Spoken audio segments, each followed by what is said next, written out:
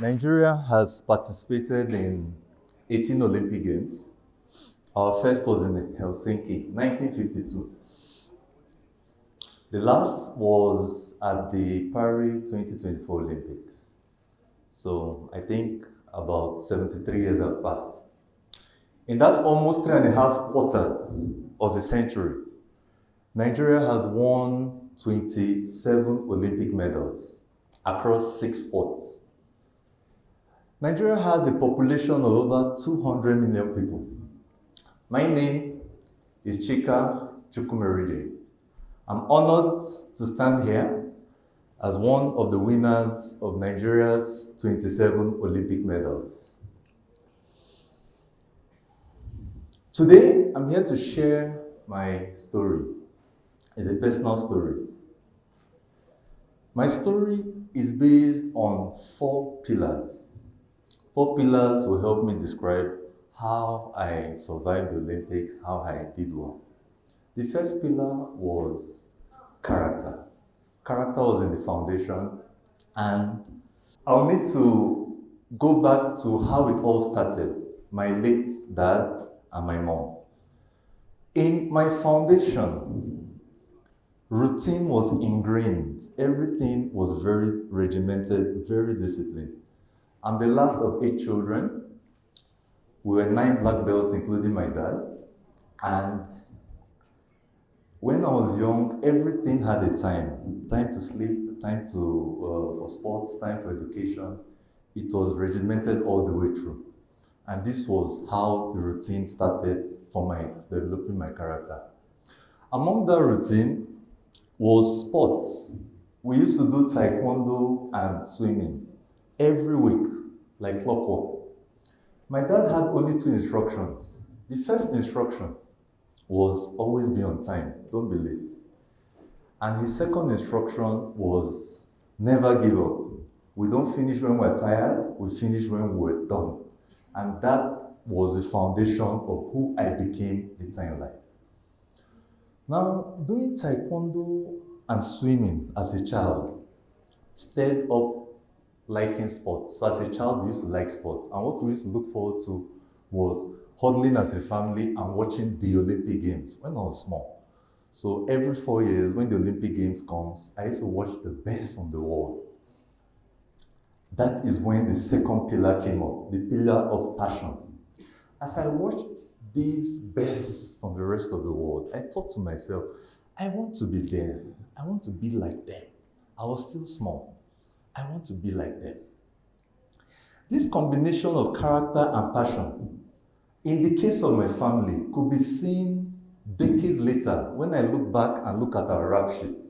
Because from 8 siblings, 5 became national champions, 3 became university champions, 2 became African champions, and 1 became an Olympic medalist and Commonwealth medalist.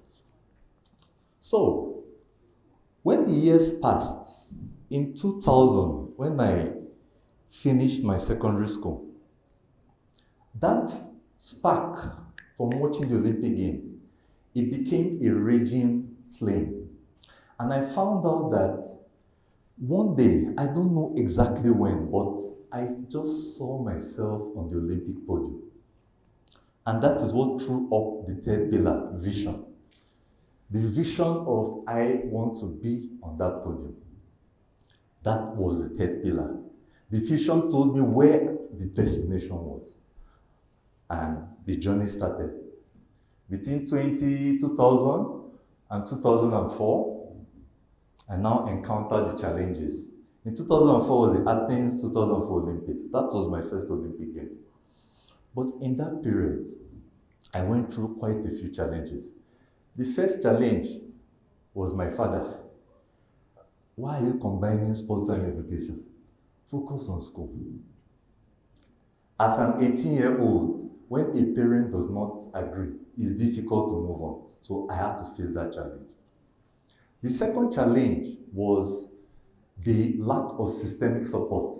So I started discovering firsthand when the lack of infrastructure, lack of funding, lack of equipment. That was the second challenge over 4 years that I had to absorb. The third challenge was personal. You see, I am myopic. So 5.5. For people who wear glasses, it means that if I remove my glasses, I literally cannot see. So I could not see. I had myopia and I had astigmatism. And for someone interested in the combat sport, it was a case of why do you want to do it? People are attacking you, how are you going to defend yourself? But you see, that third pillar of vision, I had already seen that I want to be on the podium. And I had the passion to drive me. So I did not mind these challenges. I stepped into the challenge and started working towards 2004 Olympic Games. In that time, I was in photo. I was studying mechanical engineering in photo. It was hell. Engineering was tough. Second year, I had to miss my exams for my first All African Games where I won the bronze. In third year, I had to miss my exams for the Athens 2004 Olympics. In fourth year, I had to miss exams for the World University Games. And do you know the consequence? The consequence was that when I come back from the games, while my colleagues were at holidays, I had to go to the school for the 3 weeks and sit down and write all those courses. Just me seated in a big hall like this, or seated in the office of the lecturer. There was I could not look to the left or look to the right. I had to study on my own. So those were the challenges I had to face. But the character instilled in me helped me to overcome the challenges. To say that I won't give up, I want to be at the Olympics. Athens came. I lost my first fight. I now encountered depression. After Athens, I was depressed for about 3 or 4 months. I felt I was not good enough. I withdrew. I didn't want to see anybody. I didn't want to eat. I didn't want to drink. I was missing lectures. That is how it went. But I'll tell you what happened. In that year, 2004, during that deplorable condition, I felt a fourth pillar pushing through. The fourth pillar of knowledge. Yes. You see, now, I had the vision of where I wanted to go to. I had passion driving me to get there. I had character. It was character that helped me survive the 4 years. But now I had something, the last missing ingredient. I had knowledge. The knowledge of the challenges I was going to face if I wanted to be on the podium. In that instant, I remember December of 2004. I got my inspiration and I wrote the very first training program for Beijing 2008. That was the first program I wrote. Now, before I tell you how the next 4 years went, I'll tell you my disposition to these challenges. And I'll start by telling you a random story.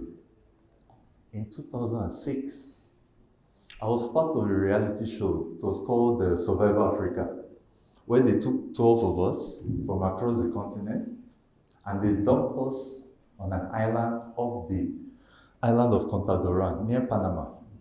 And we're meant to survive. That is a story for another day, but I want to pick one incident that happened. My tribe was called Kuna. When they dropped us off at the island, and we got to the island, of course, we didn't eat for a couple of days, but I remember the second or third day on the island, there was a storm and rain. We were sleeping on wood. So we cut wood from the forest, we laid it horizontally and vertically, and that was our bed, the 6 of us. And on that third day, there was a very heavy storm, a very heavy rain.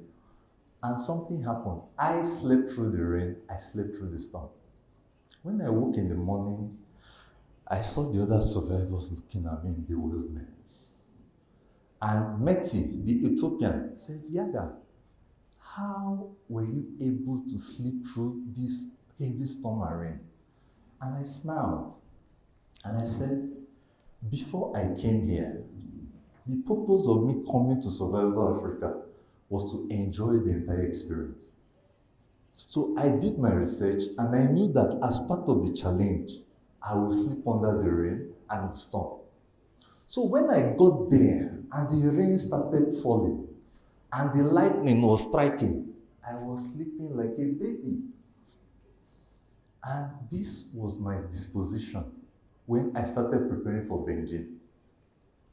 Because when I was preparing for Athens, I now knew what challenges I was going to face. I knew I won't have enough money. I knew I won't have enough tournaments. I knew I won't have enough equipment. But I said, I'm going to be on the podium. To cut the long story short, 3 years after I wrote my program, in 2007, I became African champion in Nigeria. All my matches were by technical knockouts.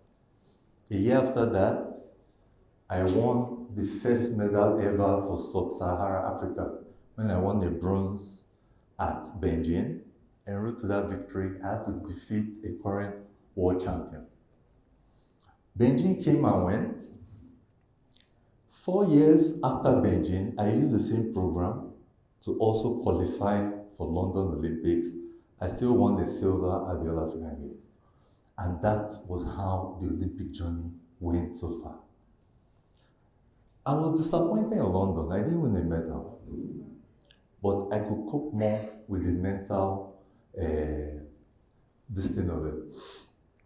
But after the Olympics ended, I thought to myself, you have all this knowledge, you have all this experience, what do we do with it? So that is when I look back and I saw a lot of young people. And I saw that they would face the same challenges I faced. They had no direction, no mentorship, no guidance. And my spirit was stirred. I said, I'm going to help to develop the next generation so that they can also get to the Olympics like I did, but without having to experience everything that I did. And that is when I set up my foundation in 2012, whose aim was to produce educated champions. So every week, I'll go to government schools and train people for free. Every single week. I did it for almost 6 years. In 2015, 3 years after I started the foundation now started a special project. I call this project Team CCSF. The aim of this project was to work with underprivileged athletes that were talented and get them to the Olympics, get them to the All African Games, and make them national champions. So, I started going to the schools, finding them, training them. To cut the long story short, 5 years after I inaugurated this program in 2020, good, I had a new generation of athletes that were winning a lot. Many of them, you see, most of them have become national champions. They were top-ranking athletes. And this particular one, in 2020, Elizabeth Ayanacho, in 2020, she qualified Nigeria at the Tokyo 2020 Olympics, which took place in 2021. She was the first project of this program. In doing so, she became the second ever woman in the history of Nigeria to qualify for the Olympics. Today, as we speak, she is the current African champion. She's the one by the top left. She's the current African champion. She's a two-time Olympian, and the vision is still propelling her towards the next Olympic Games in Los Angeles and the next All-African Games, where I expect her to defend that title. This was the power of vision. As Aristotle said, he said, we are what we repeatedly do. Therefore, excellence is not an act, but it is a habit. In conclusion, it is my belief, it is my experience, that when passion meets vision, character, and knowledge, there is nothing that cannot be achieved. Thank you very much.